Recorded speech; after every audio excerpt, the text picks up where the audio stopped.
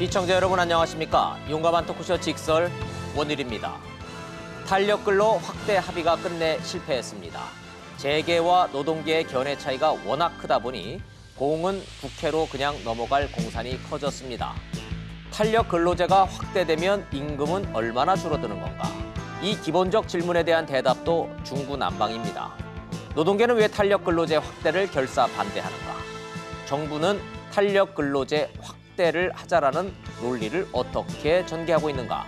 꼭 해야 한다면 부작용에 대한 대책은 마련이 돼 있는가? 이런 모든 궁금증에 정확하게 답해야 할 때가 됐습니다. 오늘 직설이 전문가들과 함께 그 답을 찾아보겠습니다.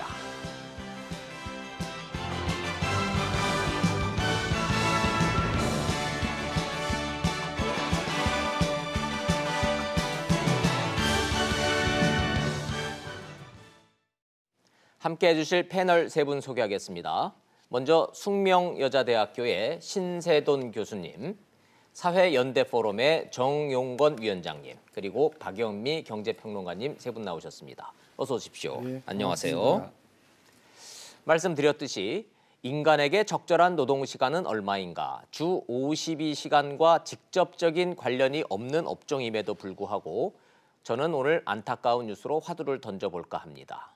두 의사의 안타까운 돌연사 혹은 과로사, 노동자뿐 아니라 전문직 의사들에게까지도 노동시간은 남의 문제가 아닙니다. 영상 보시고 전문가들과 토론하겠습니다. 설 연휴 전날인 지난 1일 인천 길병원 당직실에서 이 병원 전공의 신모 씨가 숨진 채 발견됐습니다. 소아청소년과 전공의 2년차인 신 씨는 전날 밤부터 당직 근무 중이었습니다. 타살 흔적은 없었던 걸로 알려졌습니다. 신 씨는 사고 당일 36시간 연속 근무가 예정돼 있었고 이런 일정이 사흘에 한 번씩 계속됐던 것으로 드러났습니다. 병원 관계자는 이틀에 한 번씩 당직을 설 때도 있었다고 밝혔습니다. 전공의는 전문의 자격을 얻기 위해 수련 과정을 거치는 의사로 흔히 레지던트로 불립니다. 이들의 근무 여건 개선을 위해 2017년 일주일에 최대 88시간까지 근무할 수 있도록 법이 개정됐습니다. 하지만 36시간까지 계속 일할 수 있게 허용했고 응급 상황에선 40시간까지 연속 근무가 가능합니다. 전공의가 예를 들어 주 40시간, 60시간 이렇게 근무하는 순간 아마 6개월 버틸 수 있는 병원이 없을 겁니다. 그래서 한순간에 바꾸지 못한 유족 측이 과로에 대한 병원 측 책임을 주장하고 있는 것으로 알려진 가운데 병원 측은 신 씨의 부검 결과가 나오는 대로 산업재해를 인정하는 방안을 유족과 협의하고 있다고 밝혔습니다.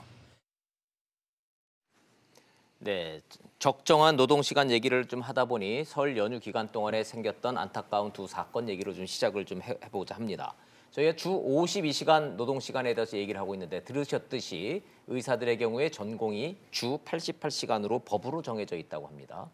뭐 많다는 생각은 드는데 한번 좀 전문가들과 함께 좀 얘기 좀 나눠보죠.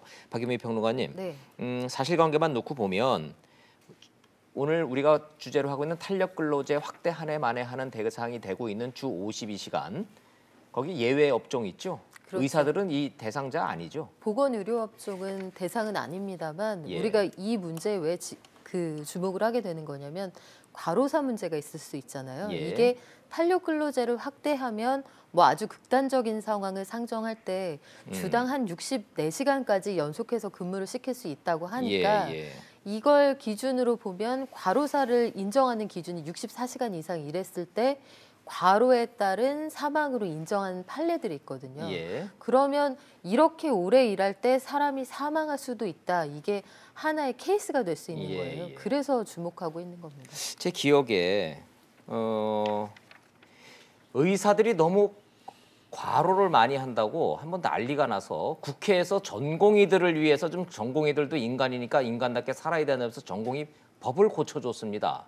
그래서 36시간 이상은 36시간 이상은 연속 근무를 못하도록 하게 법을 고쳐줬다 하면서 생색을 엄청 냈었는데 박 평론가님 기억나시죠? 그 당시 상황. 기억나죠. 그런데 36시간 연속 근무 이상은 못하게 한다라고 법을 고쳐놨더니 그 법이 더 독소 조항이 됐다라는 얘기는?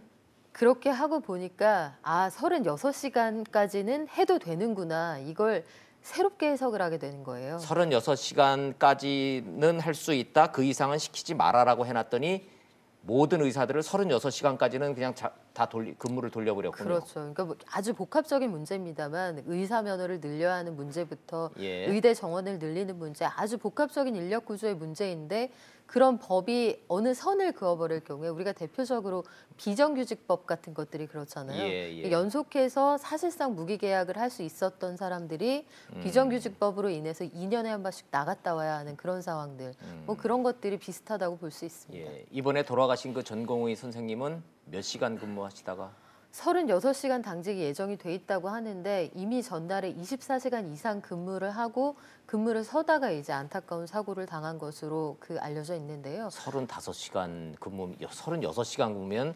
낮밤으로 꼬박 다 일하고 당직 그렇죠. 쓰고 그렇게 하고도 12시간을 그리고 더 일하는 또 거죠. 12시간 더. 근데 지금 저 병원에서 나오는 얘기를 보면 최대로 정말 바쁠 때는 이틀에 한 번씩 그런 당직을 했다고 하니까 아마 그 체력이 견디기가 어려웠을 겁니다. 예. 뭐 젊었을 때 뭐 저희도 뭐 기자 생활을 하다 보면 뭐 36시간 뭐 일주일 뭐 집에 못 가고 뭐 다반사로 일을 했던 경험이 없는 것은 아니집니다만은 참 이게 안 죽고 살아있는 게 참 신기하다는 생각이 들기는 합니다. 자, 좋습니다. 뭐 오늘 주제가 의사들의 과로사 문제가 주제는 아닙니다만은 전문직인 의료 직종도 적정한 근로시간 문제가 이렇게 논란이 되고 있다라는 거 하면서 오늘의 주제인 경사노예를 한번 가보도록 하겠습니다. 상황 점검부터 좀 해보고 가죠. 정영건 위원장님 계속 지금 추적을 하고 계시니까 경사노예 지난 금요일 날 뭐 결론 낸다고 끝장 토론한다고 그러지 않았어요? 결론이 안 난 겁니까? 아니면 못 낸 겁니까? 결론 나기 좀 힘들 것 같아서 아예 이제 뭐 한 번, 두 번 정도 13일, 18일 더 하는 걸로 이렇게 한두 번 더 하기로 한 게 결론입니까? 예, 그렇습니다. 뭐가 쟁점인 거예요? 뭐 어디서 안 된 겁니까? 뭐 이제 노사 간의 입장차가 좀 명확하게 나와 있습니다. 그리고 실제로 좀 논의 시간이 부족했던 것도 사실이고요. 예.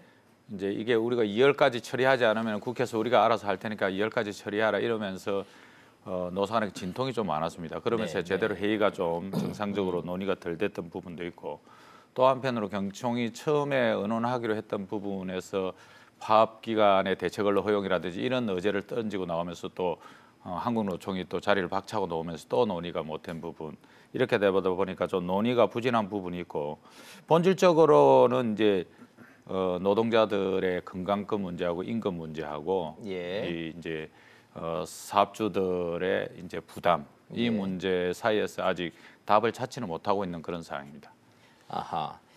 본질적인 쟁점만 좀 사실관계만 좀 여쭤보자면은 주 52시간을 전면 확대를 하려면 기업들의 부담이 크니 탄력 근로제를 현재 3개월을 6개월로 늦겨달라 최대 1년으로 해달라는 재개 요구가 있고 정부는 뭐 대충 한 6개월 정도 안을 간접적으로 내놓은 것 같고 첫째 한국노총 들어왔습니까 회의? 예, 한국노총 들어왔어요. 분명히 들어온 거예요? 뭐 나갔다는 얘기도 있고 막 그래서. 아니 뭐 잠깐 그런 입장이 있었는데요. 그 한국노총의 김정 위원장이 경제사회노동위원회 주도하겠다고 분명하게 밝혔습니다. 그래서 이제 열심히 뭐 하고 있는 걸로. 민주노총은 끝내 안 들어오는 게 맞습니까? 예, 그 지난 정기대의원대에서 결국 안건 처리되지 못함에 따라서 이제 민주노총은 다음번 대의원대에서도 이것을 붙이지 않을 것이라는 것이 정설로 굳어지면서 당분간은 민주노총이 사회적 대화 기구에 들어오기는 어려워졌습니다. 3개월을 6개월로 확대할 거냐 1년으로 확대할 거냐에 대한 논의 자체는 안 됐다고 보는 게 맞겠군요. 민주노총은 아예 들어오지도 않았고 한국노총과 재계는 팽팽했고. 그렇지나 팽팽하게 의논되었습니다. 그래서 예를 들어서 업종별로도 조금 뭐 보고들 받았습니다. 건설업종 뭐 그다음에 석유화학 업종 뭐 금형업종 이렇게들 보고를 받았는데 예를 들어서 건설 같은 경우에는 1년을 요구하고 있는데 사용자 측은 노동자들은 그렇게 뭐 별로 필요하지 않다고 뭐 꼭 다 이견이 딱 뭐 확인되고 있고요. 석유화학 업종 같은 경우에는 이미 노사가 3개월씩 합의해가지고 4개 큰 정유고 회사 4개 있지 않습니까?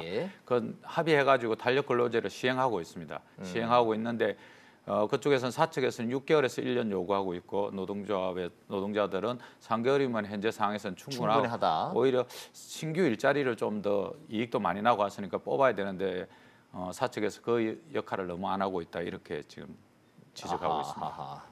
자, 3개월을 6개월로 늘리냐 1년으로 늘리냐 이런 핵심 쟁점에 대해서는 의견들만 많이 나왔고 뭔가 좀 합의점까지 가집다라는 정황이 없습니다. 현재로서는.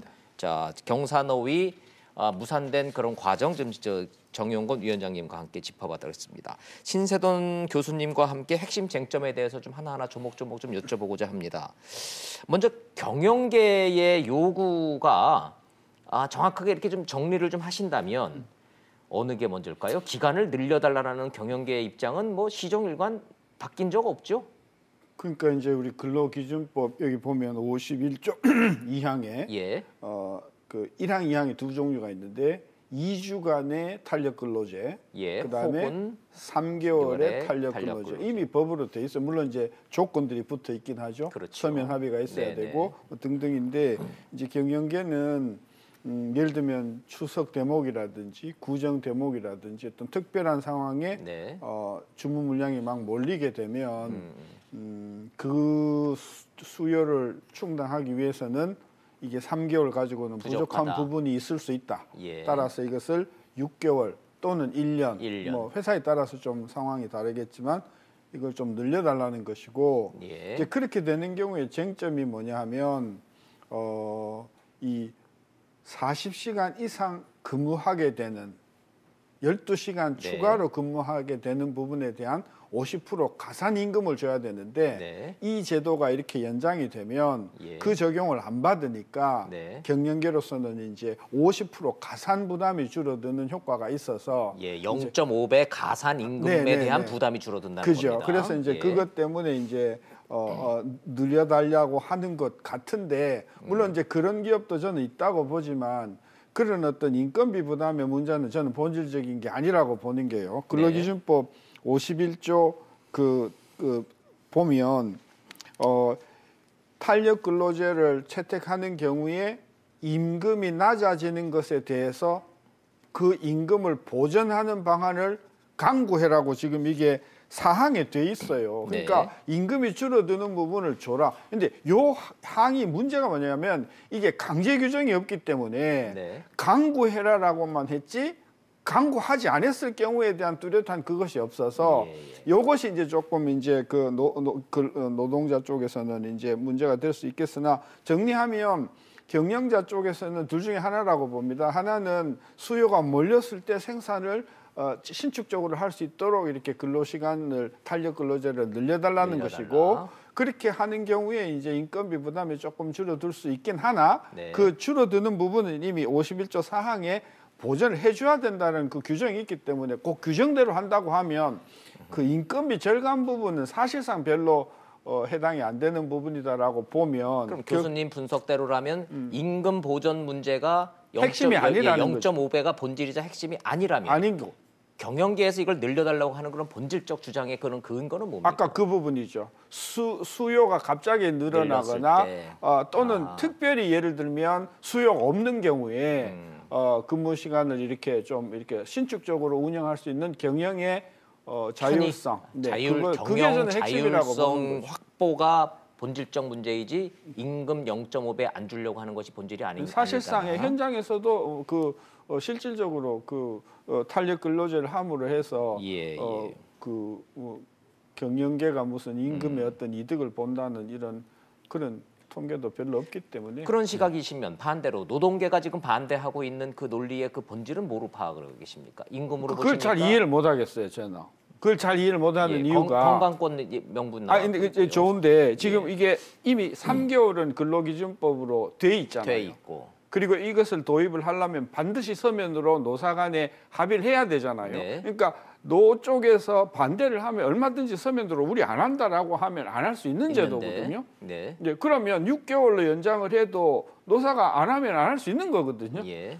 그런 어떤 그 조항이 있음에도 불구하고 무조건 6개월 또는 1년 안 된다라고 하는 것이 합리적인 차원에서는 이해가 잘 안 되는 부분이 있어요. 신 교수님은 노동계가 이 결사 반대하고 있는 근본적 이유에 대해서는 심정적으로는 좀 완벽하게 다 이해가 잘 안 되신다 이런 말씀하고 계시는데 그거 좀 한번 좀 짚고 가보죠. 네. 노동계 저 대변하시는 건 아니지만 노동계 쪽에서 이 문제를 계속 바라보시고 연구를 해오셨으니까 정용건 위원장님이 보시기에 노동계가 이거 탄력 근로제 확대를 받아들이기 어렵다라고 보는 근본적인 이유가 만약 임금이 아니라면 아니 임금이 줄어들어서 우리 못 받는다 그러면 이해가 돼요. 그런데 일단, 여기 보면은 건강권 보호라는 이 부분 요게 명분으로 나오는 거는 합리적입니까? 당연히 그렇습니다. 첫 번째로 이제 아까 말씀하신 임금 보전과 관련해서도 신 교수님 말씀하신 대로 이제 사용자 측에서 임금 보전은 좀 해줄 수밖에 없다. 그렇게 돼 있는데도 불구하고 예를 들어서 경산의 협상에서 경총이 명확히 임금 보전을 해주겠다는 이야기를 안 하고 있습니다. 그러니까 첫 번째로 합의가 안 돼 있고 두 번째는 이제 건강권과 관련된 문제인데 사실은 탄력 근로제가 들어온 거는 우리가 52시간 체제로 들어오면서 발생한 거 아닙니까? 네. 그런데 우리나라의 노동 시간이 세계적으로 가장 장시간 노동입니다. 2016년 OECD 통계 기준으로 해서 2069시간. 네네. 가장 짧은 데가 독일이 1,300시간. 그러니까 독일하고는 700시간 정도 차이 나고요. 네. 가까이 있는 일본하고 미국하고는 우리가 한 300시간 이상합니다. 프랑스한테는 우리가 한 600시간 이상 하다 보니까 그러니까 가로사라든지 야근 지옥이라든지 이런 문제들이 계속 발생하면서 건강권 문제들이 곳곳에서 다 발생하고 있는 이런 구조입니다. 그래서 건강권과 관련해서도 명확히 보호받아야 된다는 것과 관련해서 저희 뭐 계속 요구하고 있는 것이고 그래서 노동시간 단축을 주장하는 겁니다. 독일 같은 경우에는 작년에 금속 노사가 합의해가지고 법정 근로시간이 28시간대로 들어왔거든요. 네. 근데 우리는 40시간에서 12시간 더하게 52시간까지 해줬는데 거기다 탄력 근로시간제를 해가지고 너무 일이 집중될 수 있는 이런 것과 관련한 부분에 대해서 건강권이 문제가 있으니까 저희는 뭐 업종별로 또 필요한 부분들은 뭐 충분히 있다고 봅니다. 그래서 한시적으로 또는 업종별로 디테일하게 잘 살펴가지고 그렇게 해서 하는 것과 관련해서는 좀 집권해야 되는데 아예 원칙적으로 임금 보전 문제. 그다음에 예를 들어서 일일 근로시간을 너무 과도하게 해서는 안 됩니다. 허용하더라도. 그럼 일일 근로시간과 관련한 제한 문제라든지 이런 것과 관련해서도 노사가 합의를 못하고 있다. 특히 경영계는 사실은 근로시간이 많아지고 뭐 이래가지고 별 추가의 고용을 안 해도 되고 그러다 보니까 사회보험료나 이런 부담도 줄어들고 별도의 공장도 안 만들어도 되고 대단히 유연해지면은 최소한 아까 신 교수님 말씀하신 임금 보전 문제와 관련해서 유연하게 들어와야 되고 그다음에 최소한의 건강권 노동자들의 생존권 건강과 관련된 부분과 관련해서도 좀 유연하게 들어오면은 논의가 저는 빨리 진전되리라고 봅니다. 실제로 이제 업종별로는 필요한 데들이 좀 있거든요. 네. 실제로 노동자 들도 요구하는 경우들도 있습니다. R&D 같은 경우에는 연구하다가 시간이 딱 돼서 가야 되는데 아이디어를 막 들어오려는데 가야 되니까 이런 경우는 좀 허용해달라 이런 요구들도 있고 또 이제 법인 그 차량 운전하시는 분들 네. 아침에 임원들 출퇴근시키고 저녁에 출퇴근시키고 낮에는 대기하는 시간이 많거든요. 네. 근데 토요일, 일요일 날 또 운행하고 이러다 보니까 그분들은 임금이 한 80만 원에서 100만 원 깎였다는 겁니다. 정말 막 되게 생계가 쉽지 않은 분들인데 7, 80만 원 깎으니까 불만이 많으신 거죠. 그런데 이 대기 시간과 관련된 부분을 어떻게 조정해서 전체 업무 시간은 길지만 사실은 업무 강도 대기 시간이 많다 보면 업무 강도를 줄여는 이런 것들도 좀 챙겨서 디테일하게 임금이 줄지 않고 찾을 수 있는 방안들 만들 수 있거든요. 네. 그런 부분들. 뭐 이런 것들을 좀 찾아서 하면은 설친 가능성이 있는데 아직까지는 원칙적인 부분에서 경영가가 너무 좀 문을 안 열고 있는 측면도 꽤 있는 것 같습니다. 예. 정리를 좀 해서 직문집답으로 제가 시청자 여러분들 눈높이에서 제대로 이해를 했나 대신 좀 여쭤봐 보도록 하겠습니다. 주 52시간, 주 52시간 하지만 OECD 기준으로 봤을 때 유럽 각국과 비교해 봤을 때 52시간 자체가 우리가 절대적으로 노동 시간이 긴 거다. 남들은 다 지금 30시간대다. 맞습니까? 맞습니다. 그 논리죠. 노동대 예, 논리. 미국은 뭐 1940년대 40시간 했고요. EU 같은 경우에는 48시간 이상은 절대 불가하게 막혀져 있습니다. 그런데 우리는 법적으로 이미 허용된 것만 알고 있습니다. 좋습니다. 그래서 100번 양보해서 추가 근무를 하게 된다고 했을 때 임금 보전에 대한 대안이 경영계로부터 나오지 않고 있다. 그게 불만이란 말씀이시죠? 그건 뭐 당장의 생존의 문제이기 때문에 좋습니다. 불안해하고 있습니다. 주 52시간이 절대적으로 남들과 비교했을 때 뭐 많은 거냐 적은 거냐는 잠시 뒤로 좀 미루기로 하고 임금 보전 문제, 좀 본질적인 문제를 좀 가보도록 하죠. 박연비 평론가님, 네. 1년이나 넘게 탄력 근로제 문제를 저희가 논의를 하면서 주 52시간 현재 3개월로 돼 있는 탄력 근로를 6개월로 늘리게 되면 평균 78만 원씩의 임금 삭과 효과가 있다라고 하는 이 명제 시뮬레이션 결과. 네. 이거 지금도 유효합니까? 지금도 뭐 여러 가지 조건을 다 단순화할 경우에는 그 금액 계산이 달라지지는 않습니다. 지금 그래픽으로 나오고 있는데요. 예. 이전 임금하고 이후 임금을 가르는 가장 중요한 요인은 연장 근로에서 50%를 얹어주는 그 수당이 이 차이를 가르는 거거든요. 예. 근데 그러니까 이 탄력 근로제를 허용하는 기간이 길어지면 길어질수록 실질적으로 노동자들이 임금을 손해 볼 수 있다 이런 주장을 하는 건데 사실 계산식으로 타당한 얘기고요. 그런데 이제 현장에서는 실제로 어떻게 적용이 되고 있느냐? 지난해에 그 정부 국책연구기관이 설문조사를 하나 했습니다. 지난해 노동연구원이 조사를 해보니까 전체 기업 중에서 아직까지는 탄력근로제를 시행하고 있는 기업이 지금 그때 대상 기업이 2,500여 곳이었는데요. 전체의 한 3%만 도입을 하고 있었고 이 회사에 다니는 근로자들에게 물어봤더니 임금을 이런저런 방식으로 다 보존을 해줘서 실제적인 삭감은 없었다 이런 답이 나왔거든요. 그러니까 아마 탄력근로제를 현실적으로 기간을 늘린다고 했을 때 이걸 다 사용하지도 않을 것일 뿐더러 업종별로 일부가 이걸 연장해서 사용한다고 하면 네. 제가 보기에는 합리적인 선에서 시장 논리상 어떤 방식으로든지 임금을 보존하는 방식이 생겨날 겁니다. 예, 잠깐만요. 예, 뭐 설명 감사하게 잘 들었는데 시청자 입장에서 갑자기 뭐지 그렇게 여쭤볼까봐 3개월에서 6개월로 탄력 근로를 확대를 하면 이론적으로 시뮬레이션을 돌려보면 7%의 임금 감소 효과 있을 수 있고 그걸 네. 액수로 환산하면 월 78만 원씩 줄어들 가능성이 있다. 이건 맞다. 계산은 맞다. 계산은 맞죠. 그런데 현실적으로 놓고 보면 잠시 저 표를 다시 보여드리겠지만 이런저런 방식으로 임금 보존이 이루어지는 게 현실이다 보니 아까 90 몇 %요? 아까 98% 정도가 98%가 실질적으로는 어떤 방식으로든 임금 보전이 이루어졌다고 답을 했습니다. 감소가 94.2%는 현실적으로는 없고 예. 나머지는 다 그냥 몇십만 원 수준인데 저 정도면은 이른바 워라벨로 보상이 되기 때문에 현실적으로는 그렇게 임금 감소에 대한 두려움은 없다 이 말씀을 하시는 그렇죠. 건가요? 실질적으로는 지금까지 서베이 조사 결과로는 그런데요. 이제 사실 저게 본 게임이라고 보긴 좀 어려워요. 그러니까 올해가 그래서 중요한 것인데 예. 지난해 10월하고 11월에 조사한 결과거든요. 네. 그러니까 탄력 근로제를 아직까지 많이 도입 안 했구나. 그리고 임금에 대한 부분이 크게 걱정이 없구나. 이게 작년 상황이에요. 근데 우리가 아직까지 유예 기간 때문에 52시간 제도를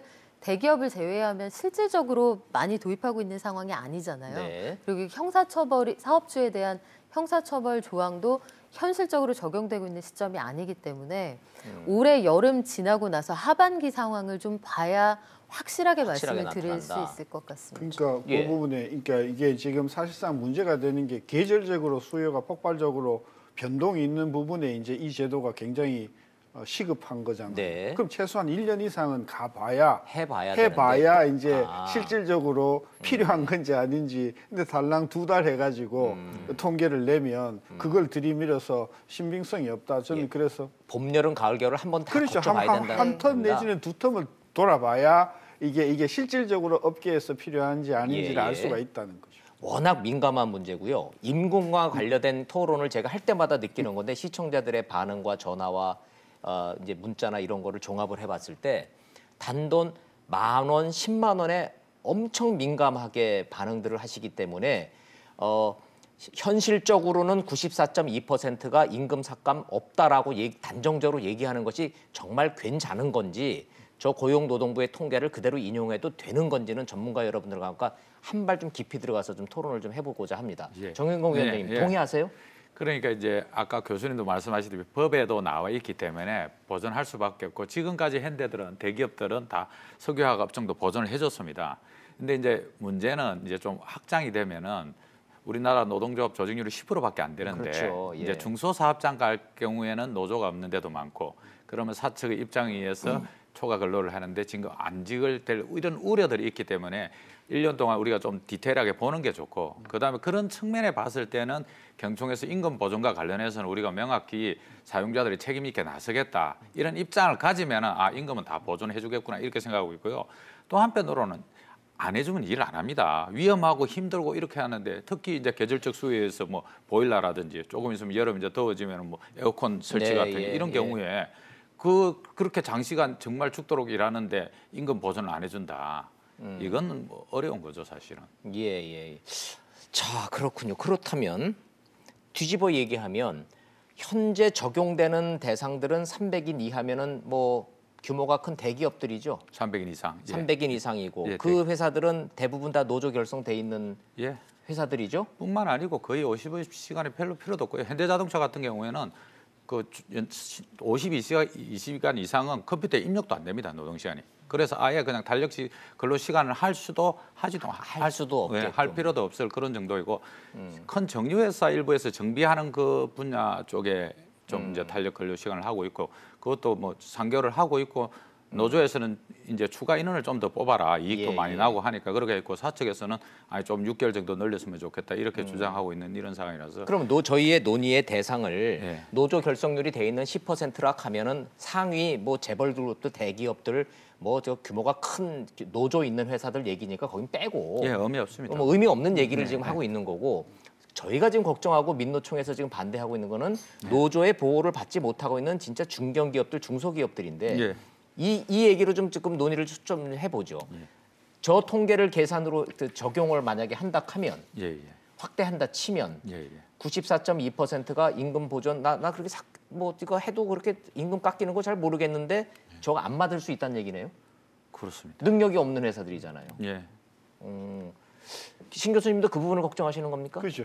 그러니까 실질적으로 아까 우리 노조 가입률이 뭐 10% 15% 미만이라고 하면 예. 전혀 가입되지 않는 분들은 사실상 그들의 어떤 임금이나 근로복지나 이런 면에서 사업자를 푸시할 수 있는 조직이 안 돼 있기 때문에 예. 사업자가 밀고 가는 대로 밀려갈 수밖에 없는 상황이죠. 네, 따라서 이러한 아까 제가 이야기했지만은 우리 근로기준법 51조 사항에 탄력 근로자를 하는 경우에 임금 보전 방안을 강구를 한다 이런 규정만 있을 것이 아니고 예. 경우에 따라서 어떻게 급여를 정하고 시간당 급여 그러니까 구체적으로 어떤 구속력 있는 어떤 조항을 만들어 줘야만 네. 그 조항에 의해서 노조가 없는 근로자들의 권익이 보호가 되는데 네. 그런 부분에 있어서 저는 뭐 경영계가 일부러 안 주려고 저는 소극적이라고 생각하지는 않아요.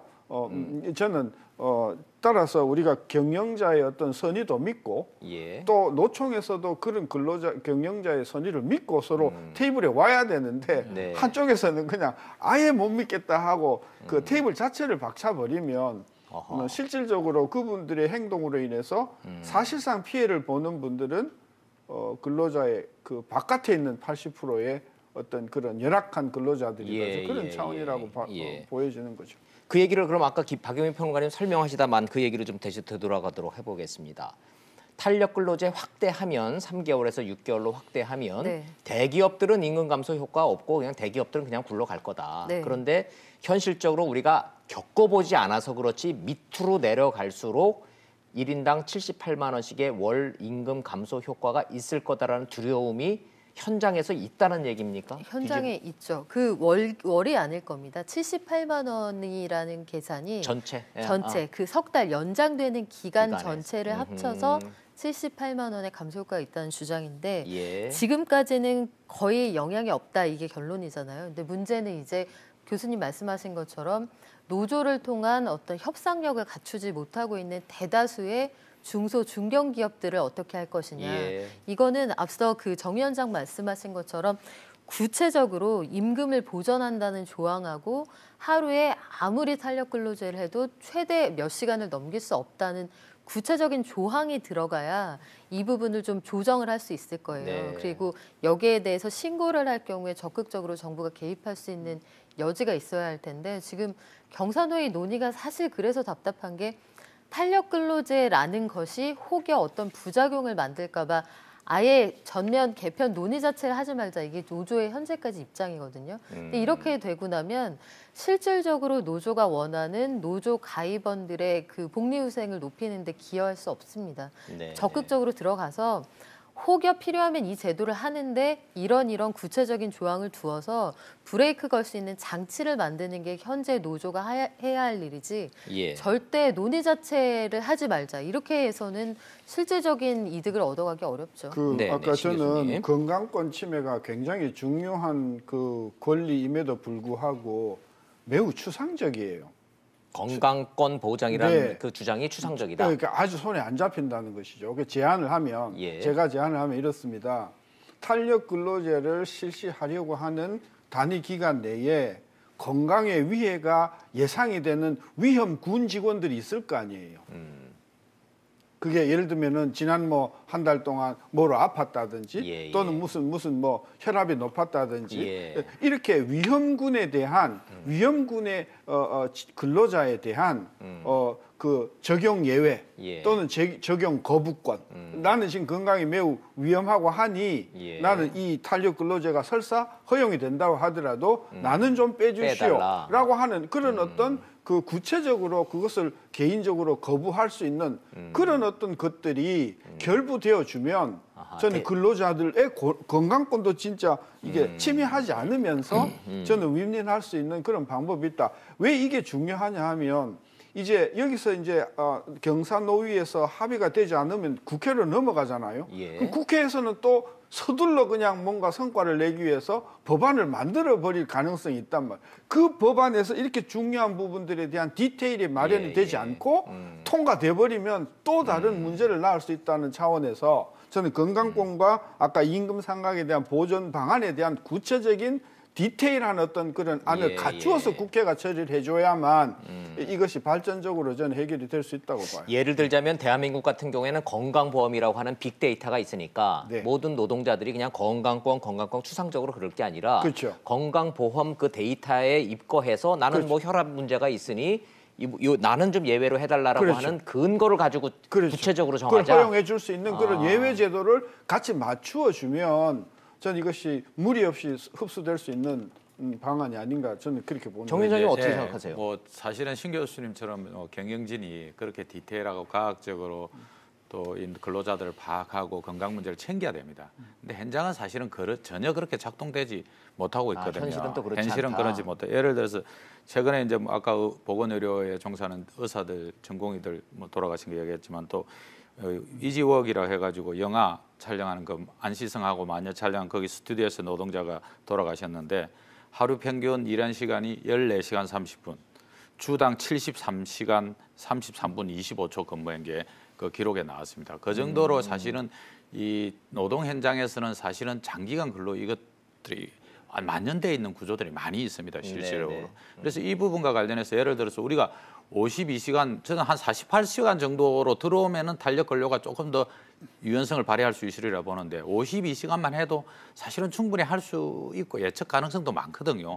무슨 오파든 뭐 수주를 받든 어떤 경우든지 거의 뭐 3개월, 6개월 또는 1년 계절적 요인도 뭐 해마다 설 추석 다가오고 있는데 그것을 갖다 예측하지 못할 사항은 아니라고 저는 판단됩니다. 그럼에도 불구하고 부분적으로 필요한 데들은 해야 되고 5개 특례업 정도 나눴지만 그 특례업도 다시 소환해서 아까 신 교수님 말씀하신 대로 디테일하게 봐야 됩니다.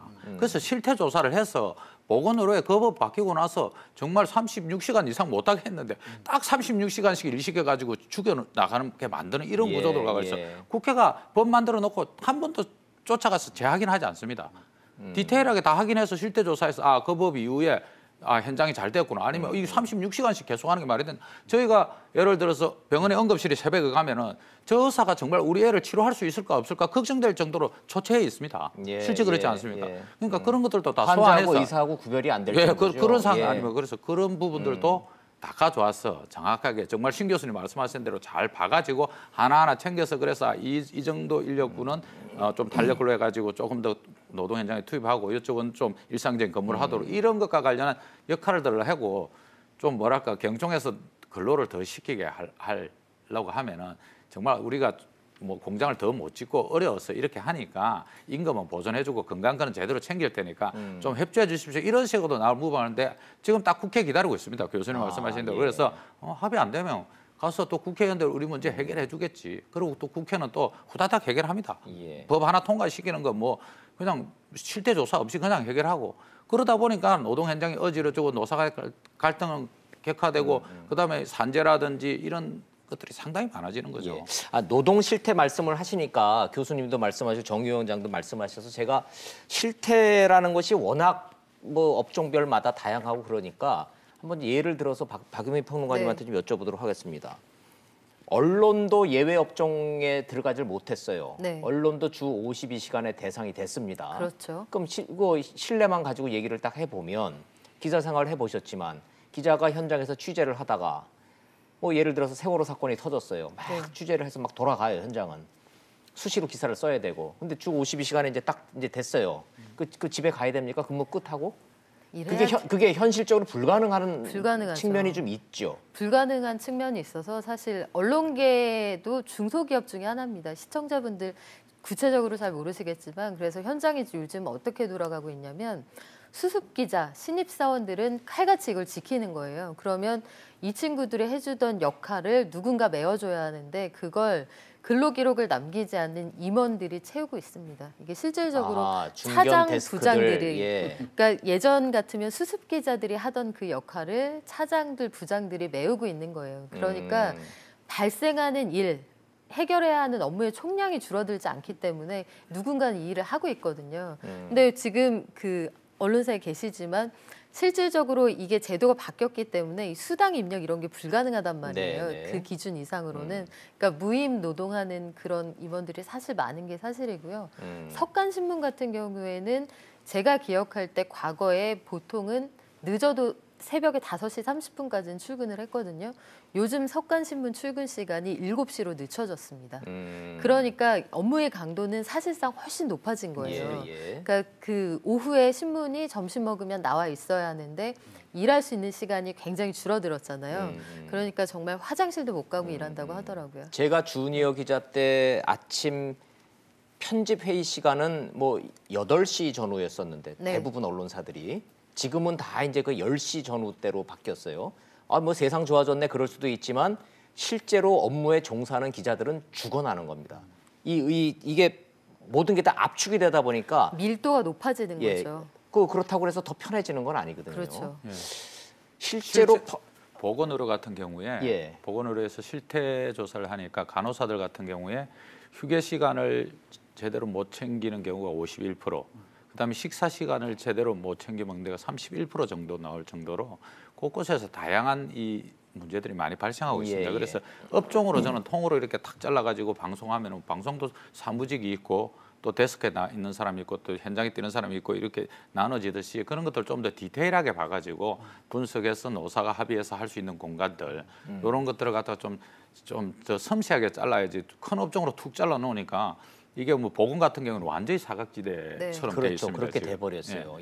좀 큰 틀에서 좀 교수님한테 좀 여쭤보자면 탄력 근로자를 좀 확대하고자 했던 가장 근본적이고 원초적인 그 요구로 돌아가 보면 좀 이렇게 탄력 근로자를 노동 시간을 52시간으로 좀 줄이면 신축성을 좀 이렇게 하고 신축성인데 모든 2,700만 근로자에게 일률적이고 일반적으로 적용되는 신축성이 아니고 계절이나 또는 업태나 업종에 따라서 다른 신축성을 이제 주는데 지금 법으로서는 저 개인적으로는 3개월도 괜찮다고 보는데 이제 기업 쪽에서는 일부 3개월 가지고는 모자라는 부분이 있다고 생각을 하니 이걸 이제 6개월 또는 1년으로 늘려달라는 거죠. 제 생각은 오케이 그럼 6개월 1년으로 늘려주되 아까 이야기했던 임금 보전에 대해서 확실하게 경영계가 구체적인 어떤 안을 내놔라. 실효성 있는 안을 내놓고 그다음에 근로자 쪽에서 건강보험을 이야기를 하니 건강권을 이야기하니 그 건강을 이렇게 지켜주겠다라고 하는 어떤 그런 액션 플랜을 내놓고 업종별로 차이가 있는 또 기업 규모별로 차이가 있는 이런 안을 경영이 내놓으면 저는 노동계가 그걸 반대할 이유는 없다고 보는데 아까 우리 원장님 말씀하셨지만 이 경영계도 너무 이제 그 추상적으로 접근을 하고 그래 버리니까 노동계 쪽에서는 일단 못 믿겠다. 그 불신이 저는 서로 아주 깊이 잠재해 있기 때문에 이런 문제들이 정말 해결이 되지 않는 그런 이유라고 봐요. 그 대목을 좀 추가 질문 좀 해보겠습니다. 불신의 문제가 아니고 단순히 추상적인 문제가 아니라 꼼수가 난무하고 있어서 실질적인 피해가 발생한다는 얘기도 많이 났던데 예를 들자면 어떤 일이 벌어지고 있습니까? 예를 들어서 이제 아까도 얘기했지만 입력 못하는 거, 자기 근무한 거 이제 50일. 일거리 일이 남으면은 퇴근 시간 이후에 컴퓨터 노트북 들고 나와서 회사 앞에 카페 가서 일하는 거. 경우들. 와이파이 대여 이거. 그다음에 일하고도 입력할 수 없는 거. 그러니까 다 일은 했는데 수당도 못 나는 이런 사례들. 뭐 이런 일들이 이제 뭐 현실적으로 이제 계속 많이 발생하죠. 그래서 근로 시간은 좀 줄어들었는데 실질적인 노동 강도는 훨씬 올라가고 일은 많이 하고. 그럼에도 불구하고 또 일은 업무 가업은 그대로 보고해야 되니까 예. 그 다음 날 부장님한테 보고해야 되니까 그대로 되는 거죠.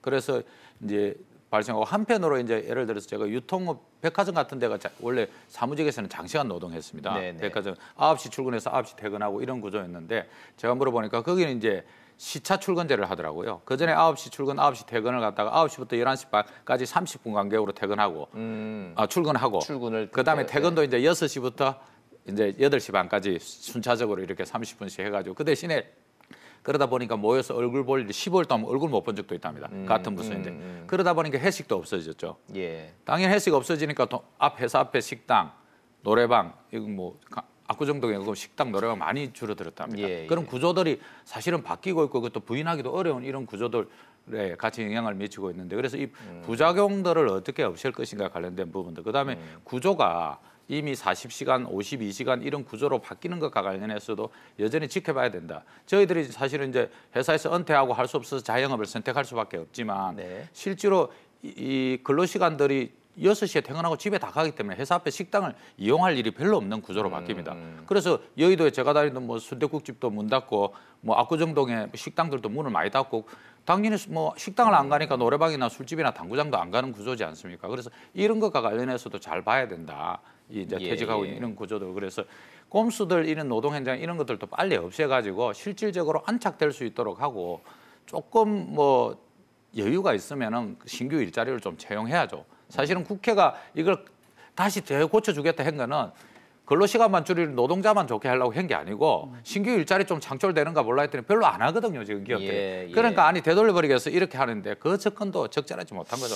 조금씩 아까 교수님 말씀하셨는데 예. 시간을 좀 가지고 보면서 신규 일자리 창출을 좀 유도해가지고 건강권도 챙기고 그러네요. 이렇게 갈 수 예. 있는 구조가. 두 가지 부분 좀 두 분한테 동실하게 좀 여쭙겠습니다. 근로시간 좀 단축하면은 새로운 일자리가 좀 일자리가 쪼개지니까 신규 일자리를 좀 많이 할 거다, 좀 메꿔질 거다라는 얘기. 저는 그건 전혀 아닐 것 같아요. 현실은 그렇지 않다는 말씀. 현실이 그렇지도 않고 예. 그다음에 대세가 지금 근로시간이 줄어드는 게 대세이기 때문에 예. 거기에다가 경기가 지금 굉장히 빠른 속도로 죽기 때문에 회사마다 지금 일감이 굉장히 빠른 속도로 줄지 않습니까? 그러니까 이 두 가지가 겹쳐져서 추가적으로 사람을 더 고용해야 할 예, 인센티브가 점점 사라지기 때문에 저는 탄력 근로제를 한다고 해서 그러면 벌써 취업자가 많이 늘어났었어요. 교수님 말씀을 뒷받침해주는 통계 하나 좀 소개하고 가겠습니다. 탄력 근로제 활용 실태를 조사를 했더니요. 필요 없다는 겁니다. 이게 뭔지 알고 싶지도 않다. 이유가 뭐냐 그랬더니 연장 근로를 할 만큼 일감이 없다라고 대답한 기업들이 60.9%.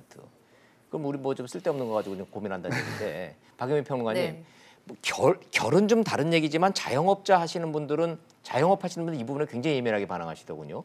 근로시간 단축 때문에 안 그래도 장사 안 됐는데 경기 불황의 직격탄이다. 이거 최저임금보다 사실은 근로시간 단축이 이 자영업에는 더 큰 직격탄이다.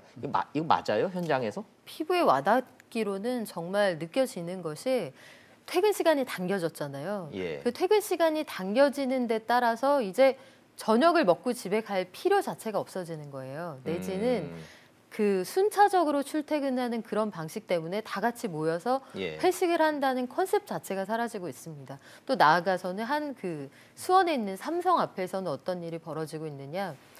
아까 위원장님 말씀하신 것처럼 짧은 시간에 많은 일을 해내야 하기 때문에 사람들이 커피 한 잔 마실 시간이 없는 거예요. 그 얘기는 회사 앞에 있는 카페들이 다 죽어나간다는 얘기죠. 있다. 그러니까 커피 한 잔 마실 시간이 있어야 나가서 커피를 마실 거 아니에요. 예. 그러니까 점심밥도 마찬가지입니다. 점심을 나가서 여유 있게 먹고 올 시간이 있어야 회사 밖으로 나가서 밥을 먹고 오는 건데 구내 식당에서 간단하게 해결하고 자기 할 일을 이 근로시간, 단위시간 내에 해야 되거든요. 되니까. 그러니까 그러다 보니까 자영업자들은 뭐 완전히 울상인 거죠. 예. 평생을 저희가 경험해 온 거지만 어떤 회사가 생기면 그 회사를 주변으로 해서 먹고 사는 자영업이라는 게 쭉 형성이 되고 거기에 또 종사자들이 그 장사를 통해서 먹고 사는데 그 근본 패러다임이 지금 바뀌고 있다는 이런 얘기를 좀 하고 있습니다. 네. 경기 불황하고 맞물리면서 자영업 하시는 분들한테는 게 큰 고통 지수로 좀 가고 있는데 자 좋습니다. 이렇게 해서 경사노위에서 탄력근로제 확대 합의 안 된 채로 국회로 그냥 넘어갈 것 같다. 제가 이렇게 전망을 했는데 교수님, 네. 제 전망이 틀렸으면 좋겠는데 꼭 맞을 것 같지 않습니까? 그렇죠. 예, 그러니까 뭐 경사노위는 저는 그 자체가 뭐 아주 그림은 좋은데 아까도 이야기했지만 그 노사 간에 또는 뭐 노정 간에 또는 경영과 그 정부 간에 불신이 너무 오래 이게 있어서 비록 뭐 IMF 이후에 이게 만들어졌다고 했지만 우리 20년 봤잖아요. 뭐 이루어 놓은 게 별로 없지 않습니까? 저는 그런 차원에서 이 문제가 해결되려고 하면 똑같은 은하도 한 20년 정도는 흘러야 이게 서로 신뢰가 쌓일 것이다라고 봐서 경사노위에서 어떤 획기적인 합의가 나올 거를 기대하는 것 자체가 너무 단순한 것이고요. 문제는 이게 분명히 국회로 넘어갈 텐데 국회가 여태껏 해온 법을 처리하는 걸 보면 엉성하기 짝이 없는 법, 구멍이 숭숭 뚫린 법, 법이라고 아예 할 수도 없는 정말 아마추어 같은 법들을 많이 만들어 놨기 때문에 이것들이 전혀 구속력도 없고 국민의 신뢰도 못 받는다. 저는 똑같은 전철을 밟을 것 같아서 이번에 국회로 넘어오면 국회가 정말 과거와는 달리 전문가들 많이 모시고 진짜 수기를 하셔갖고 정말 손에 정말 획기적인 어떤 법안을 만들어내 주시면 좋겠는데 저저 시간 걸리겠죠. 그리고 과거의 국회의 어떤 그런 영향을 보면 그것조차도 조금 저는 믿음이 가지 않습니다. 자, 정리하자면 경사노위에서는 합의되지 않을 거다의 한 표를 지금 하시죠. 저는 두 표 던지신 것 같고 국회로 넘어가게 되면 여야 국회의원님들은 뭔가를 뚝딱뚝딱해서 법 만드는 데는 선수들이니까 6개월이면 6개월, 7개월 합의해서 법 만드는 데는 큰 문제가 없다의 한 표 하시는 거고 그런데 거기에 대한 부작용 대책은 뭐냐라고 물어보면 그 법에는 없을 거다. 굉장히 비관적으로 말씀하시네요. 정영 위원장도 어떻게 보십니까? 저는 뭐 우리 원 PD님이나 원 MC님이나 우리 신 교수님 말씀이 이제 경사노위 경총과 노동자 측에 대한 경고라고 봅니다. 사실은 국민들이 지켜보고 있거든요. 근데 서로 양보해서 만들지 않으면 국회로 간다는 건 다 알고 있고 국회는 사실 뭐 말씀하신 대로 제대로 준비하지 않고 있는데 좀 더 시간이 걸리더라도 반드시 합의해야 됩니다. 합의하겠다고 선언해야 됩니다. 합의는 뭐 이제 디테일하게 만들어내면 되는 건데 제가 봐서는 경총의 추세로 봐서는 지금 합의할 그런 자세들이 별로 안 돼 있거든요. 근데 경총도 반드시 이거 합의하겠다. 어렵더라도 그 사용자 단체들 일부한테 사용자들한테 현장에서 좀 욕을 먹더라도 합의하겠다 이런 게 있어야 됩니다. 실제로 현장에서는 임금 보전 안 할 수가 없습니다. 안 하면 누가 일합니까? 안 하지. 힘들어 죽겠는데 정말 죽겠는데 그렇기 때문에 그것과 관련해서 그냥 임금 보전해 주겠다. 그다음에 건강권 챙겨주겠다. 이 두 가지 이야기하면 그러면 한국노총에서도 그에 대해서 하다 말 겁니다 아마. 그래서 그렇게 되면 기회가 있는 것이고요. 만약에 국회로 가면 또 뚝딱 만들지 말고 제발 지금이라도 국회 환경노동위원회가 있으니까 그 밑에다가 임금 그다음에 이 탄력 근로시간제와 관련된 TF 태스크포스를 만들어서 지금부터 실태조사 해가지고 언젠가는 그게 법으로 국회로 올 것 아닙니까? 그죠? 오면은 자기들이 실태조사 행가하고 맞는지 안 맞는지 부작용이 어떻게 발생되고 있는지 이유에는 어떻게 풀리는지 각국의 비교 체제적으로 어떻는지와 관련해서 의논해서 그러면 이렇게 해서 그러면은 만들어 가자. 요렇게 해서 가면은 그 후유증이 많이 줄어들 거 아닙니까? 그런데 그 역할을 안 하고 빨리 안 하면 우리가 하겠어. 이것만 하고 아무것도 안 하고 있지 않습니까? 국회에서 TF 만드는다는 이야기 들어본 적도 없는 거 아닙니까? 근데 그죠? 넘어오면은 합의 표결 청과가 가능은 할까요? 2월 임시국회 안 열릴 것 같지 않아요? 지금 상황만 놓고 보면 이런저런 정치적인 문제로. 뭐 국회 상황 때문에라도 경사노위가 좀 더 의논할 수 있는 시간을 갖는 것 같거든요. 그럴 수도 그래서 있다. 그런 것을 좀 충분히 활용해서 그리고 좀 대표자들이 선언 좀 해서 합의하겠다고. 탄력 근로시간제와 관련해서도 합의해내지 못하면서 뭔 노사관계와 관련된 수많은 해난들 임금 문제나 이런 것들을 합의하겠습니까? 정말 저는 딱 시험대에 올랐다고 보고 있습니다. 다른 뭐 현안 말씀하셨으니까 박영민 평론가님. 탄력 근로제 말고도 경사노위에 걸려 있는 이른바 노동 현안들 많죠. 첫 번째가 제일 크다면 최저임금. 최저임금 바뀌잖아요. 결정 구조를 바꾸는 그것도 경사노위에서. 그렇죠. 거기서 결정해야 되는데 아마 거기서 의견을 많이 좁히기는 어려울 것 같고요. 그 얘기 나온 김에 좀 직설적으로 여쭤보면 최저임금 결정구조 개편한다는데 이것도 탄력 근로제처럼 경사노위에서 잘 안 될 거다에 또 한 표세요? 쉽지 않을 것 같고요. 다음 주에 정부가 어찌 됐든 이 최종안을 마무리를 하겠다는 거예요. 해서 2월 국회에 제출을 하겠다는 건데 정부 스케줄대로라면 2월 국회에서 처리가 돼야 합니다. 그런데 말씀하신 것처럼 여러 가지 정치 현안이 걸려 있고 뭐 최근에 또 여러 가지 망언이다 이런 논란이 있어서 그걸 그 스케줄대로 되지 않으면 내년 최저임금도 기존 체제대로 결정이 되는 겁니다. 아, 그래요? 네. 최저임금 결정구조 개편 문제도 경사노위에 걸려 있으니까 신세동 교수님한테도 여쭤보겠습니다.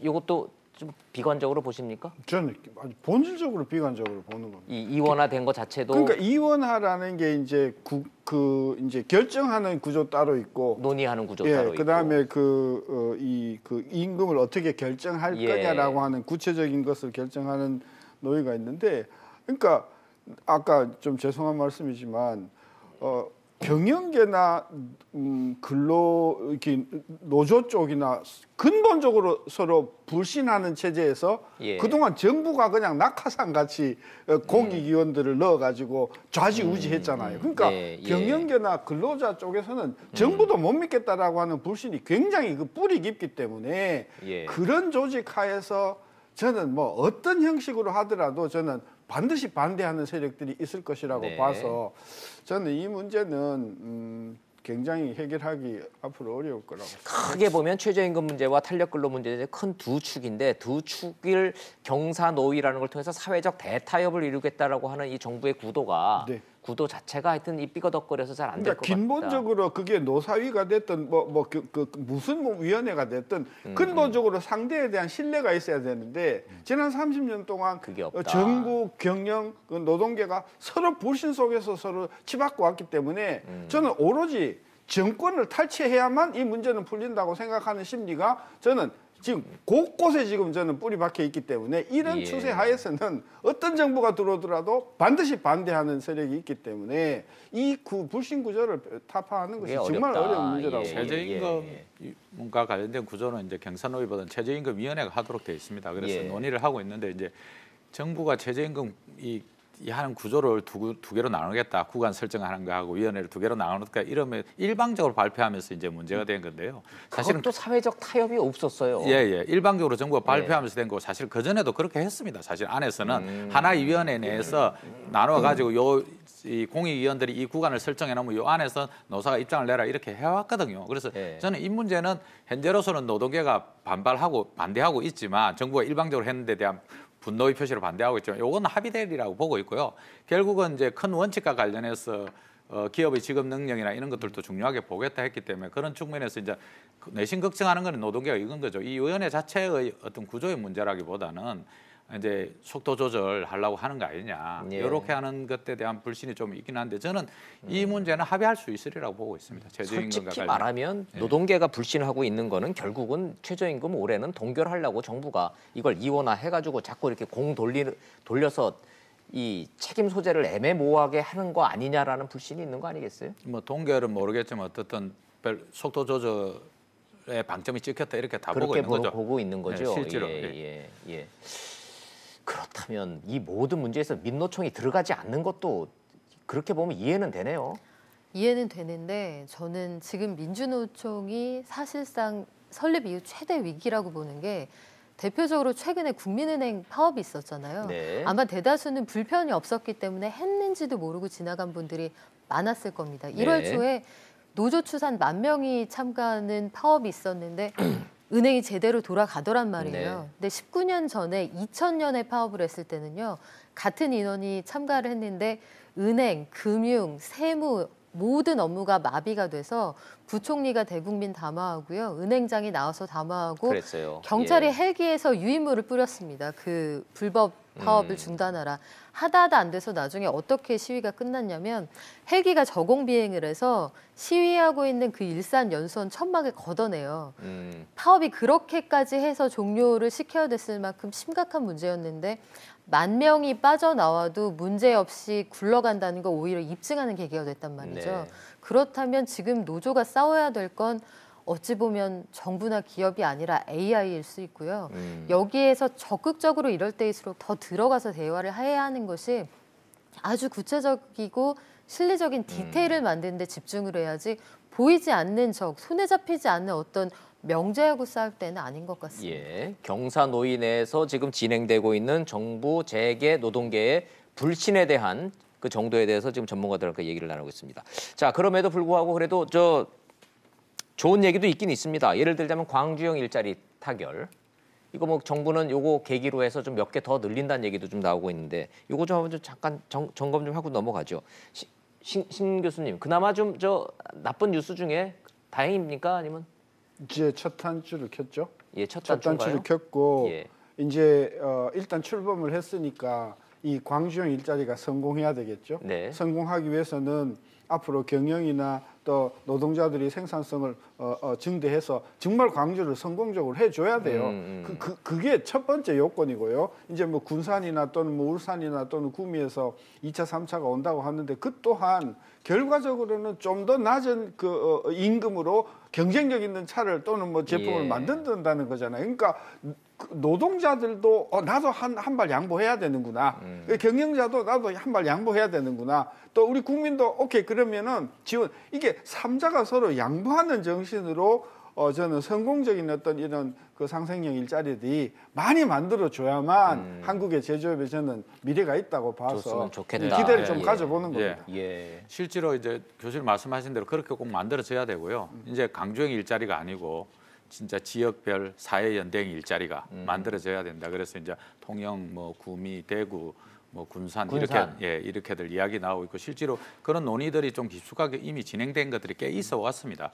그래서 뭐 전기차 문제라든지 조선업이라든지 뭐 다양한 부분들 논의들이 되고 있고 이걸 잘 만들어내는 것이 그리고 실제로 우리 노동자들이 가장 힘들어하는 것 중에 하나가 사실은 주거비 문제거든요. 집 문제인데 이 문제와 관련해서 지자체가 좀 책임 있게 나서겠다 하고 그런 것들이 또 상당히 그 주택 이 주거비를 갖다 안정적으로 이렇게 가져오면은 훨씬 더 기업에 대한 부담도 줄고 근로하는 데 의욕도 생기고 이럴 수 있기 때문에 저는 강주형 일자리를 전국적으로 이제 전국 자기 지역에 맞는 통영형, 군산형, 구미형, 뭐 대구형 이런 일자리들 만들어 가지고 그래야지 청년들도 빨리 취업할 수 있고 또 청년들이 취업을 해야지 경제가 활기를 좀 띨 수 있죠. 저는 그 부분에 정부가 이 광주형 일자리나 이런 상생형 일자리에서 정말 중요하게 생각해야 될 부분은 거기에 일하시는 분들의 생산성을 올릴 수 있는 꾸준하고 지속적인 교육, 새로운 어떤 지식이나 새로운 어떤 기술을 도입시켜서 생산성을 올리는 그거 없이 가면 몇 년 뒤에 또 이게 도태가 될 것이기 때문에 저는 기술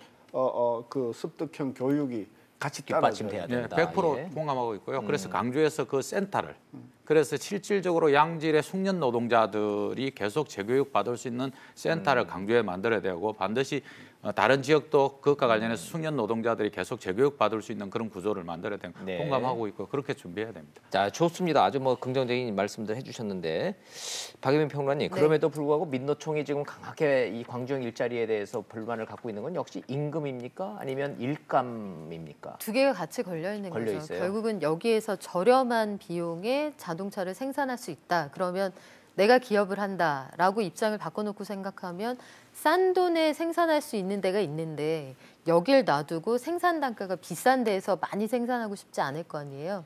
왜 노조가 생각하기에는 다른 공장 물량을 이쪽으로 주면 어떻게 하느냐. 울산 생산 라인이 광주로 넘어갈 가능성 그렇죠. 걱정하고 사실 있나요? 근본적으로 그게 가장 걱정이 되는 거예요. 예. 그런데 그럼에도 불구하고 우리가 이걸 해볼 수밖에 없고 확대해 나가야 하는 것이 작년 연말에 일자리 증가폭이 12월 기준으로 34,000개였는데 이게 제조업 구조 조정이 없었더라면 훨씬 더 많이 늘어날 수 있었잖아요. 그러니까 10만 개 이상 제조업에서 일자리가 줄어들고 있는데 지금 뭐라도 해봐야 되는 시점이죠. 그러면 교육비하고 주거 지원하면서 정주하는 사람들이 각 지역에 늘어나면 지역의 지역 재정도 늘어나고요. 균형 발전이라는 측면에서도 굉장히 바람직합니다. 이게 고장 만들어내는 게 직접 고용 2,000명에 유발 고용 10,000명이잖아요. 근데 제조업에서는 월 기준으로 10만 개 이상씩 일자리가 사라지고 있거든요. 지금은 한가한 토론할 때는 아닌 것 같습니다. 다른 대안은 없다. 그런 와중에서 민주노총은 광주형 일자리는 미래가 아니다라면서 총파업을 좀 예고를 좀 하고 있습니다. 자, 될 듯 하면서도 계속 실패만 거듭하고 있는 경사노위의 탄력근로제 확대와 최저임금 개편 구조 논의에 대해서 또 그 와중에 그나마 희망의 불꽃을 안고 태어난 광주형 일자리에 대해서까지 얘기해봤습니다. 이번 주에는 고용 동향 통계 또 발표됩니다. 전문가들 모시고 대한민국 경제 어디로 가고 있는지 차근차근 짚어보도록 하겠습니다. 오늘 말씀 여기까지 듣도록 하겠습니다. 신세돈 교수님, 정용건 위원장님, 박연미 평론가님 말씀 잘 들었습니다. 고맙습니다.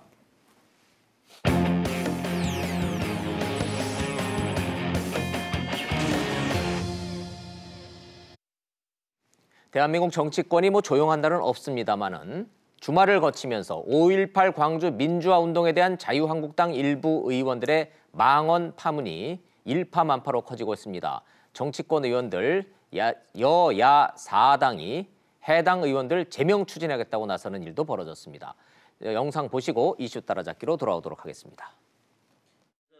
5.18 망언 파문을 일으킨 국회 공청회를 주최하거나 그 자리에서 발언을 했던 자유한국당 김진태, 이종명, 김순례 의원. 민주당은 이들의 출당을 비롯한 응분의 조치가 없으면 의원직 제명을 추진하겠다고 밝혔습니다. 범죄적 망언을 한 자한당 의원들을 국회 윤리특위에 제소해서 가장 강력한 징계 조치를 취하도록 하겠습니다. 당연히 제명을 포함하는 강력한 조치를. 민주평화, 정의당도 제명 추진과 함께 고소고발을 추진하기로 했고 바른미래당 일부 의원들도 동참할 것으로 알려졌습니다. 현직 국회의원 다수가 참여한 극우 테러라고 생각합니다. 한국당은 몸을 낮췄습니다. 5.18 민주화 운동의 역사적 의미에 대해서는 높이 평가합니다. 일부 의원들의 발언이 5.18 희생자들에게 아픔을 주었다면 그 부분에 대해서 유감을 표시합니다. 김병준 비대위원장도 역사적 사실이 아닌 것으로 밝혀진 부분에 의혹을 제기하는 건 곤란하다며 당의 공식 입장이 아님을 강조했습니다. 하지만 당사자 중 한 명인 김진태 의원이 황당 발언을 이어갔습니다. 남의 당의 의원을 출당을 하니 제명을 하니 왜 그런 말이 나오는지 모르겠고요. 오히려 그분들이 저를 더 띄워주는 거라고 저는 생각합니다. 5.18 단체들은 오늘부터 국회 앞 농성에 들어갑니다. 세상 돌아가는 소식 이슈 따라잡기 돌아왔습니다. 이수희 변호사님 나오셨습니다. 어서 오십시오. 예, 안녕하세요. 안녕하세요. 흥분하지 말고 차분하게 조목조목 좀 여쭤보도록 하죠. 김진태, 이종명, 김순례 세 의원 플러스 지만원 씨 극우 농계 뭐라고 한 겁니까 도대체? 핵심 그 워딩만 좀 전해주세요. 이게 이제 공청회를 국회에서 했는데, 근데 그러니까 국회의원 회관의 회의실을 쓰려면 국회의원이 주최를 해야만 그 회의실을 쓸 수가 있어요. 현역 의원만이 그 회의실을 쓸 수 있죠. 그래서 이제 주최에 김진태, 이종명 한국당 의원이 들어갔는데, 거기까지는 오케이. 좋아요. 장소에 이제 김진태 의원은 출석을 안 하고 영상만 지금 한 거고요. 지금 그 발언을 말씀하셨으니까. 이종명 의원은 민주화 운동으로 처음에는 폭동이었는데 나중에 민주화 운동으로 변질했다. 광주 5.18 민주화 운동은 시작은 폭동이었다 이 얘기예요. 그다음에 김순례 의원은 이제 그 5.18 유공자로 지정된 분들 그분들에 대해서 세금을 축내는 괴물 집단이다. 됐다. 그다음에 김진태 의원은 5.18 문제만큼은 우파가 물러서서는 안 된다. 근데 이게 약간씩은 이제 좀 결들이 다른 얘기긴 한데 지금 이제 그 지만원 씨의 경우에는 혼자 발표하는 공청회였어요. 형식에 보니까. 근데 지만원 씨의 경우에는 이제 이게 북한군이라는 거예요. 그 광주 그 5.18에 그 지만원 씨야 그 얘기 처음 하는 거 아니잖아요. 그리고 그것 때문에 감옥도 갔다 왔죠. 명예훼손으로. 그리고 지금 한국당하고는 관련이 있는 분은 아닌데 그리고 계속 갈등 관계였었죠. 거기 5.18 진상위원회 위원으로 나를 추천해라는 것 때문에 김성태 원내대표나 나경원 원내대표에 대해서 아주 인격 비하적인 발언도 하고 했었죠. 그런데 이제 문제는 현역 의원 3명이서 이제 저 발언들이 적절했느냐. 문제인 거죠. 자, 지금 보시는 지만원 씨라는 저 극우 인사의 저 발언은 새삼스러운 일이 아니고 처음에 있었던 일이 아니니까 정치권도 지만원 씨 발언보다는 저기에 동조를 했던 현역 의원, 한국당 의원들의 발언 이거를 문제 삼는군요. 그렇죠. 그래서 새 의원에 대해서 뭐 민주당의 경우에는 이제 윤리에 제소해서 제명 조치를 취하겠다 뭐 이런 이제 강경한 입장인데 지금 글쎄 김진태 그러니까 그 지금 출신들을 보면 이종명 의원의 경우에는 군인 출신이고요. 비례죠? 예, 비례 의원이고. 예, 비례 의원이고 그리고 김순례 의원도 비례 비례고. 의원이고. 예, 지역구 의원은 김진태 의원밖에 없어요. 예, 근데 이제 김순례 의원이 말한 그 5.18 유공자 지정에 대해서 SNS에서 몇 해 전부터 굉장히 그 카더라 통신도 많았었고 검증되지 않은 그 정보들이 돌았어요. 예. 그래서 뭐 5.18 유공자 안에 이게 뭐 적절치 않고 아니면 뭐 친인척 관계로 막 그 선정된 거 아니냐 뭐 이런 그 문제 제기들이 있었거든요. 그래서 일부 시민들이 그러니까 시민단체에서 5.18 유공자 명단을 공개해라라고 국가보훈처에 요구했고 그게 거부당하자 지금 행정소송까지 했죠. 그런데 1심에서는 정보 공개할 필요가 없다라고 이제 그 결정이 났습니다. 행정법원에선. 근데 지금 이제 그러니까 일부 우파 세력들에서 저 5.18 유공자에 대한 얘기를 자꾸 하는 거예요. 선정된 분들에 정리를 대해서. 하자면 행정소송 중인 그 문제하고 5.18 유공자의 정확한 명단을 밝혀라 말아라 하는 그 행정소송하고 김순례 의원이 얘기했던 5.18 유공자들이 국민 세금 축내는 괴물이 돼버렸다. 이거하고는 완전히 결이 다른 얘기인데 완전 다른 얘기이기 거죠. 때문에 지금 그러는 거죠. 예. 그러니까 저것 때문에 또 5.18의 성격이 바뀌어서도 안 되는 거예요. 그렇죠. 그러니까 5.18 유공자 안에 설사 뭐 일부 부적절한 인사가 들어가 있다 하더라도 그것 때문에 5.18이 폭동이 되는 거고 그것 때문에 5.18이 북한군 개입이 되는 거는 아닌데 좀 본말이 상당히 전도된 그러면서 5.18 자체에 대해서 마치 한국당이 뭐 폄훼하는 듯이 80년대 그때 50에서 얘기했던 뭐 폭동으로 인식하고 있는 듯이 지금 오해를 사고 있는 거죠. 야, 이게 근데 5.18 단체들은 국회에서 지금 단식 농성 시작했고 자유한국당을 제외한 여야 4당은 이 문제의 이 현역 의원 3명을 제명하겠다 이렇게 나오는데 물리적으로 가능합니까? 제명이? 윤리위에 우선은 윤리특위에 제소를 하고 한다. 거기에서 이제 그 결정된 바를 그 본회의에서 제명의 경우에는 특별 정족수에 의해서 의결이 돼야 되는 거죠. 예. 그래서 과거에 이석기 통진당 의원 제명하듯이 제명을 해야 되는데. 예. 그런데 지금 뭐 한 1년 조금 더 남았잖아요. 임기가 그런 상황이고 뭐 제명까지 가는 거는 쉽지는 않을 것 같습니다만은 앞서도 말씀드린 것처럼 5.18은 상당히 중요한 의미가 있어요. 특히 40대, 50대, 60대 유권자들에게는. 그래서 한국당이 절대 5.18에 대해서 저렇게 폭동이다, 폭거라고 인식하고 있는 건 아니다. 아, 그래요? 그런데 왜 자유한국당의 나경원 원내대표는 처음에 좀 애매한 발언을 해서 뭐 두둔하는 거냐 막 이렇게 됐잖아요. 그러니까 역사적 평가는 다양할 수 있다라는 얘기를 했죠. 거기에. 근데 그 말인즉슨 나경원 의원이 역사적 평가는 다양할 수 있다 이래버리면 그러면 뭐 그런 말 해도 뭐 되는다고 보는구나 나경원 대표는 이렇게 해석이 가능하잖아요. 그러면서 이제 그 정치권이 사회 갈등을 부추기면 안 된다라는 이제 얘기도 했고 그걸 뭐 망라해서 해석을 해보면은 좀 정치권이 너무 여기에 그 뭐 좀 매몰된다 그럴까요? 이걸 정치적으로 활용하는 거에 대한 경계가 있는 것 같은데 뭐 이 중도든 보수든 뭐 의견이 이제 다양할 수 있습니다만은 5.18의 그 핵심에 대해서는 부인할 수가 없는 거죠. 그러면 나경원 원내대표가 말을 좀 바꾸기는 했어요. 당의 공식 입장은 아니라는 건데 자유한국당이 뭐 공식 입장을 낸 게 있나요? 그 이후에 5.18에 대해서? 지금 이제 원내대표 지도부 그다음에 김병준 비대위원장이 이제 SNS에서 자유민주주의 발전에 밑거름이 된 사건이다라고 이제 그 성격을 규명을 했죠. 그런데 우리가 이제 보면 그 80년대 대학 생활을 했던 사람들이 그 처음 분노하게 된 촉발제가 저 광주잖아요. 그렇죠. 5.18이었죠. 거기에 대해서 80년도에 뭐 저는 그때 초등학교 3학년이었지만 저도 기억을 하는 게 그때 뭐 북한의 뭐 소행이다 뭐 이런 얘기들 그때 막 보도가 됐던 게 제가 한 2년 지나고부터 아니래 거기에 학생들이 많이 죽었대 뭐 이런 얘기들이 한 2년 지나니까 아름아름 입으로 소문이 났었거든요. 지방도. 그런데 이제 저 5.18률에서 민주화 운동이라든가 학생 운동이 많이 확대가 됐던 거고 거기에서 죄송합니다.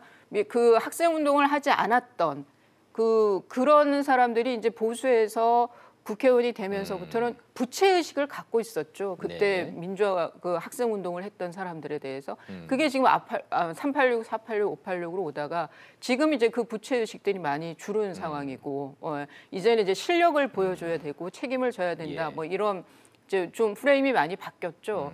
그래서 그 5.18은 유권자 입장에서도 앞서서 제가 말씀드렸지만 50대, 60대 이게 굉장히 치열하게 고민했던 문제라서 일부 한국당 의원들이 저런 말에 분노한 거는 자연스러운 현상인 것 같습니다. 정치적으로 뭐 지만원이라는 구구 농객은 뭐 본인이 평생을 그러고 살아오신 분이니까 뭐 거론할 필요가 없을 것 같고 김진태 의원 같은 사람은 지금 당 대표에 출마를 한 후보잖아요. 예, 그렇죠. 그런데 이 광주 5.18 문제를 계속 이렇게 거론을 하고 민주당에서 이렇게 막 비난을 하고 망언이라고 이러는 것 자체가 나를 띄워주는 거다. 어떤 정치적 노림수가 있을까요? 김진태 의원은 왜 이렇게 5.18에 집착을 할까요? 저는 김진태 의원의 경우에는 아예 본인의 그 정치적인 스탠스를 아주 좀 극우로 잡고 이게 남는 적나라하게 표현하면 극우 좋게 표현하면 강경보수 쪽으로 놔둔 것 같습니다. 그래서 뭐 난민 문제에 대해서도 그렇고 이 5.18에 대해서도 그렇고 박근혜 전 대통령에 대해서도 그렇고 굉장히 좀 극단적인 그다음에 뭐 그 지지자들이 다수라고 할 수는 없는 거죠. 그분들이 하지만 그분들이 또 숫자는 적다 하더라도 이 뭐라 그럴까 충성도나 목소리나 이런 거는 상당히 강경하기 때문에 세기 때문에 그쪽에 포커스를 맞추는 게 아닌가 싶습니다. 좋습니다. 뭐 최종적인 판단은 국민들이 해주시겠지만 그런 그 김진태 의원에 대해서 또 이종명, 김순례 의원에 대해서 민주당은 제명을 하겠다 이렇게 나오고 있으니까 요즘 계속 후폭풍이 계속될 것 같습니다. 얘기 나온 김에 자유한국당 전당대회 얘기 좀 해보죠. 유영하 변호사 인터뷰 이후에 한국당 전당대회가 뭐 삐걱거리는 수준이 아니라 반쪽 우려까지 나오고 있습니다. 이게 뭐 유영하 변호사가 이제 그 황교안 전 총리가 뭐 책상과 걸상을 반입을 안 해줬다. 뭐 그런 취지로 해석될 만한 얘기를 했지만 그거랑 이제 전대 개최랑은 좀 무관한데 아무 얘기 없는 건데 전당대회를 어떻게 하느냐가 아니라 오히려 국민들 관심사는 황교안 대행 시절에 박근혜 전 대통령한테 책걸상을 넣어준 거야? 안 넣어준 거야? 오히려 왜 책걸상이 무슨 핵심이 돼버렸어요? 흥미로운 부분이잖아요. 그렇죠. 그게 이제 황교안 전 총리가 박근혜 대통령과 어떤 관계였을까?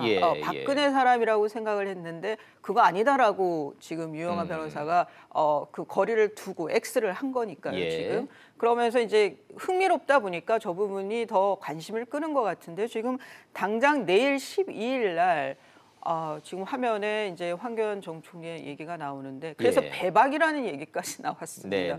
배신한 친박. 배신.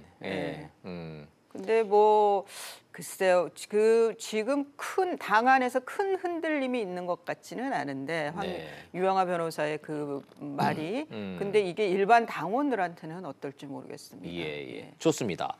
자, 자유한국당 전당대회 날짜가 북미 정상회담 날짜랑 겹치는데 이거 연기해야 되는 거 아닙니까라고 제가 지난주에 여쭤봤더니 이수희 변호사께서 아마 그런다고 이거 바꾸지는 않을 겁니다라고 전망을 하셨는데 정확하게 맞추셨어요.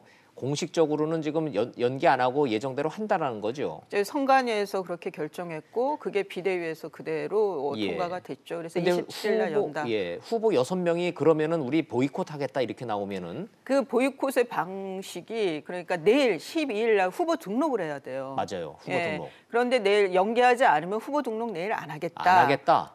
이제 저 6분의 생각은 지금 홍준표 대표는 SNS에서 조금 다른 결로 얘기했어요. 지금 황교안 전 총리 얘기를 하면서 이제 전대에 내 이름이 거론이 안 됐으면 좋겠다라는 말까지 나왔기 때문에 아예 출마 자체를 안 하려는 거 아니냐라는 생각이 들고요. 그거는 좀 뭐 퇴로를 그 명분을 저 전대 날짜로 둔 것 같고 그럼 나머지 그게 홍준표 전 대표는 불출마 선언입니까? 오세훈을 밀겠다는 얘기입니까?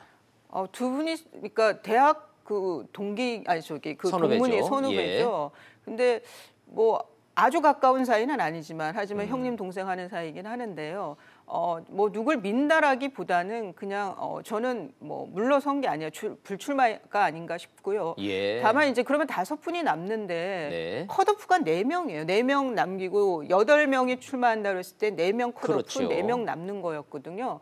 그러면 지금 그 홍준표 전 대표를 빼고 얘기를 한다면 저 5분 중에 지금 2분만 컷오프에서 살아남을 수 있죠. 예. 지금 황교안, 김진태를 빼면은. 네.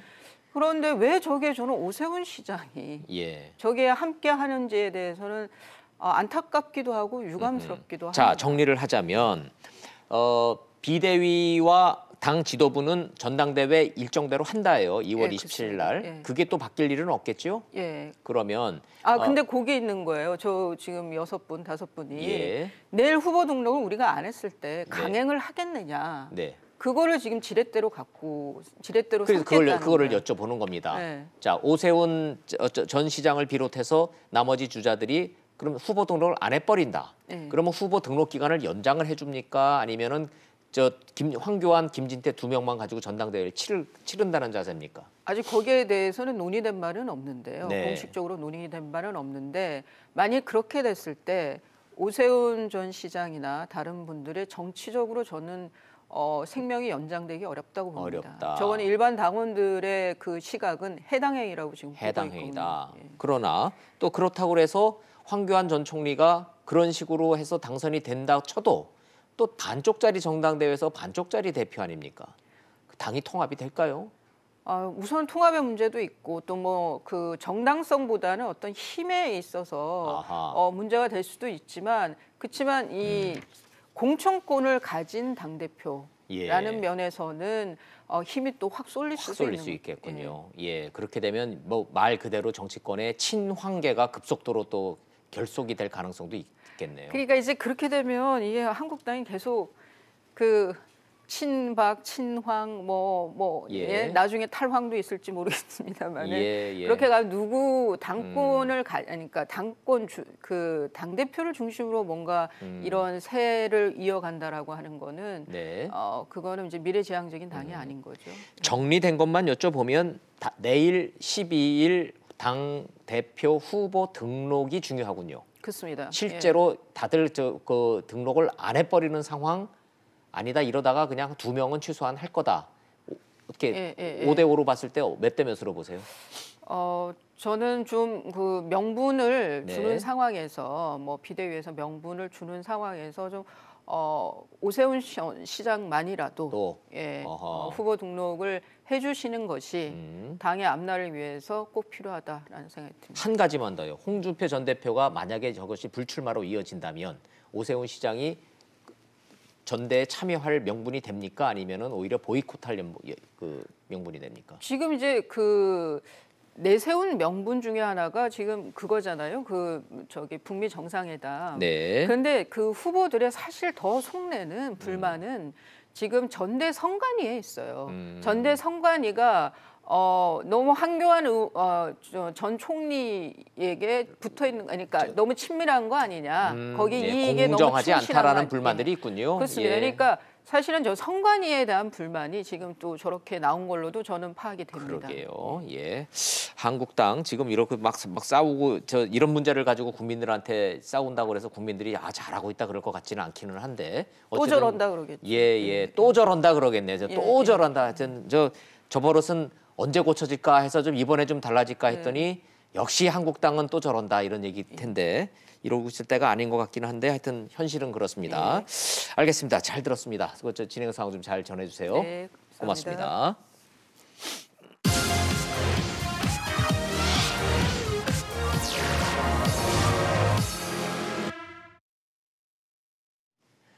(5.18은) 폭동이었고 유공자는 괴물이 됐다. 김진태, 이종명, 김순례, 한국당 의원 3명의 이 발언 따지고 보면 새삼스럽지 않습니다. 국민 보기에 그들이 그런 사람인 거 모르지 않았고 누가 진짜 괴물인지는 때 되면 알아서 국민이 가려줄 겁니다. 제가 도무지 이해하지 못하겠는 건 한국당 지도부, 특히 나경원 원내대표입니다. 역사에 대한 다양한 의견이 있을 수 있다. 그랬다가 역풍 불 것 같으니까 하루 만에 상처 준 건 유감이다. 한 발 물렀습니다. 근데 그래서 어쩌란 겁니까? 명색이 제1야당, 공당이라면 역사인식, 정치 철학, 가치관 명확히 밝히고 국민에게 지지를 호소해야 합니다. 극우도 좋다, 숙우도 좋다, 꼴통도 좋다, 심지어 전과자도 좋다. 총선에서 한 석이라도 더 건지면 된다. 북미 정상회담과 한국당 전당대회 날짜 겹쳤다고 음모가 있네 없네. 전당대회 일정을 바꾸네 마네. 연기 안 하면 보이콧 하네 마네. 박근혜 전 대통령 감옥에 책걸상을 넣어줬네 안 내줬네. 이런 화두로 국민에게 호소하고 있으니 문재인 대통령과 민주당이 딴 건 몰라도 야당 복 하나는 있다. 상식 가진 국민의 한숨과 탄식 나올만 합니다. 자유한국당 이제라도 5.18 현역 의원 망언에 대한 당의 공식 성명 내는 게 마땅하다 봅니다. 직설 마치겠습니다. 시청해 주셔서 고맙습니다.